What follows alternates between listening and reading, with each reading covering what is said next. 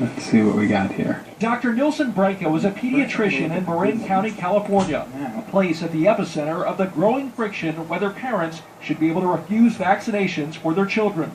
That's because it has a high number of students with personal belief exemptions, 6% of kindergartners, about 3 times more than the state average. I've seen children with brain damage from measles. Dr. Branco has no real patience for the discussion, especially after 2 unvaccinated siblings in Marin County now have the measles.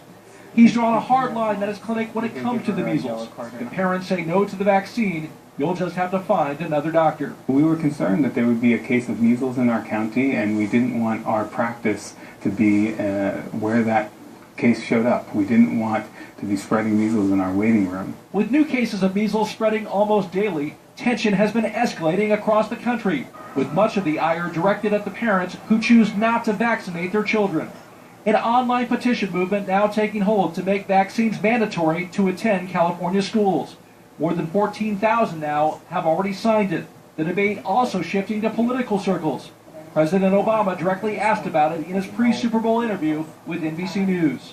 Do you feel there should be a requirement that parents get their kids vaccinated? Measles is preventable. I understand that there are families that in some cases are concerned about the effect of vaccinations.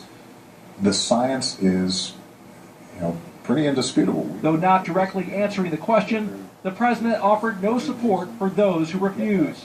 Kentucky Senator Rand Paul taking a different stance. Not anti-vaccine at all, but particularly most of them ought to be voluntary. A position that might be considered surprising, since he was a practicing physician before entering politics.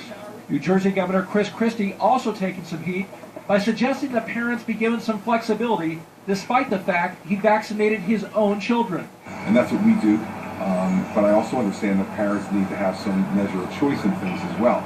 So that's the balance that the government has to decide. His press aides trying to quell a backlash, sending out an email saying that with a disease like the measles, there is no question kids should be vaccinated.